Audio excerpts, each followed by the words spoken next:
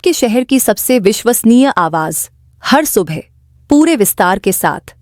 नमस्कार, मैं हूं अंजलि और आप देख रहे हैं भदोहीवाला का समाचार बुलेटिन, जहां हर खबर होती है साफ, सटीक और सबसे पहले।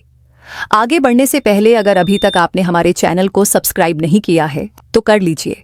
औराई कोतवाली क्षेत्र के दीतूपुर गांव के पास शनिवार शाम को हुए भीषण सड़क हादसे ने पूरे इलाके को दहला दिया। दो बाइकों की आमने सामने टक्कर इतनी जबरदस्त थी कि रवि सरोज 28 और गिरिजा शंकर 22 की मौके पर ही मौत हो गई। दोनों अपने अपने गांव से किसी निजी काम से निकले थे। स्थानीय लोगों ने बताया कि सड़क संकरी और गड्ढों से भरी होने के कारण वाहन असंतुलित हो जाते हैं। हादसे में तीसरा युवक गंभीर रूप से घायल हो गया, जिसे जिला अस्पताल में भर्ती कराया गया है। हादसे के बाद गुस्साए ग्रामीणों ने सड़क पर जाम लगा दिया और प्रशासन से सड़क की मरम्मत और वहां स्पीड ब्रेकर लगाने की मांग की। पुलिस ने समझा बुझाकर जाम हटवाया और शवों को पोस्टमार्टम के लिए भेजा। इस दुखद घटना से दोनों परिवारों में मातम पसरा है और गांव के लोग गहरे सदमे में हैं। मुकेश के पिता शेषधर बिंद बेटे का शव देखकर बेहोश हो जा रहे थे। उनके परिजन उन्हें संभालने में लगे थे। यही आलम रविंद्र सरोज के भी परिवार का था। देर रात तक औराई सामुदायिक स्वास्थ्य केंद्र पर परिजनों के बीच कोहराम मचा रहा। मौके पर पहुंचे औराई कोतवाल रामसरीख गौतम ने दोनों युवकों के शवों को कब्जे में लेकर पोस्टमार्टम के लिए भेजा। रक्षाबंधन के त्योहार पर सुबह से ही हाईवे से लेकर लिंक मार्गों और ग्रामीण क्षेत्रों में 2 पहिया और 4 पहिया वाहनों की भीड़ ज्यादा थी। लोग दिन भर छिटपुट दुर्घटनाओं में घायल होते रहे, लेकिन देर शाम 2 लोगों की मौत से रक्षाबंधन का त्योहार उन परिवारों के लिए काली शाम बन गई, जो 2 बाइकों की टक्कर में अपने परिवार को छोड़ गए। दूसरी खबर में बात उसकी जिसने जिले की व्यवस्थाओं की पोल खोल दी थी। शुक्रवार को हुई बारिश के बाद भदोही का महाराजा बलवंत सिंह राजकीय अस्पताल स्विमिंग पूल बन गया था।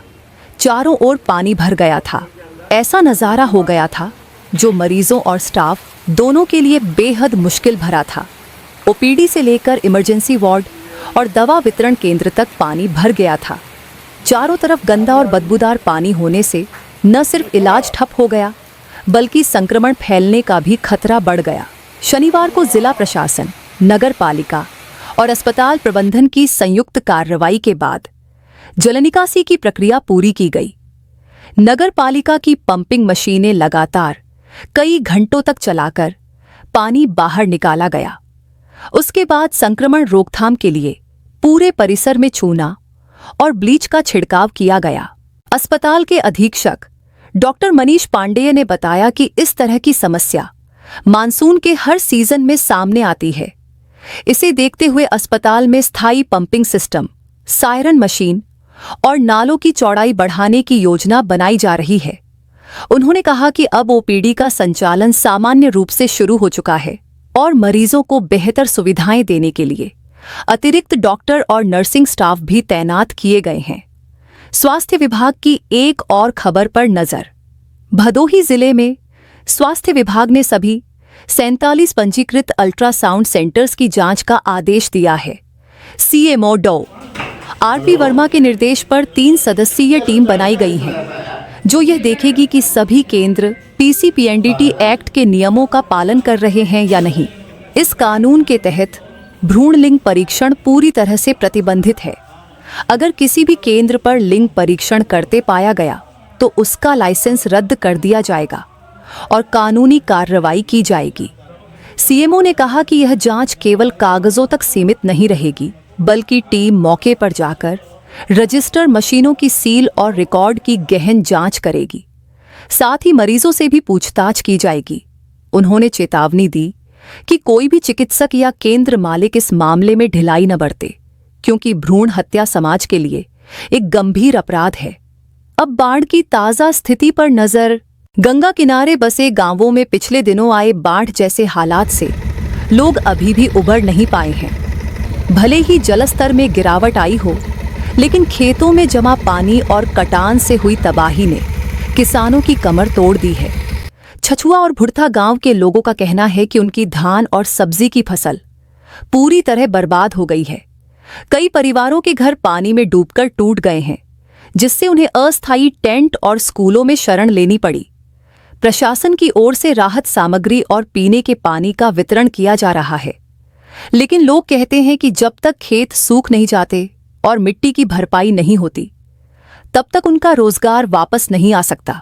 ग्राम प्रधान ने मांग की है कि कटान रोकने के लिए गंगा किनारे स्थायी बांध और पत्थर की दीवार बनाई जाए, वरना हर साल यही समस्या दोहराई जाएगी।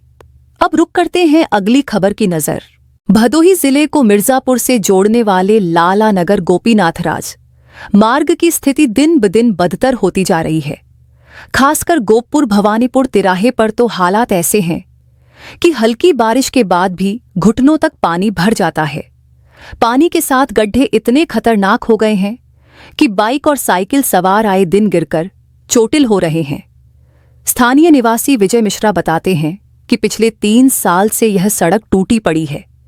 कई बार लोक निर्माण विभाग से शिकायत की गई, लेकिन कोई सुनवाई नहीं हुई। नाले की सफाई न होने के कारण पानी सड़क पर ही रुक जाता है और बरसात में यह स्थिति और गंभीर हो जाती है। महिलाओं और स्कूली बच्चों को सबसे ज्यादा परेशानी होती है। बच्चे पानी से होकर स्कूल जाते हैं और गंदगी के कारण बीमार होने का खतरा बढ़ जाता है। ग्रामीणों ने चेतावनी दी है कि अगर जल्द सड़क की मरम्मत और जल निकासी की व्यवस्था नहीं की गई तो वे सामूहिक रूप से आंदोलन करेंगे। अब खबर विकास की।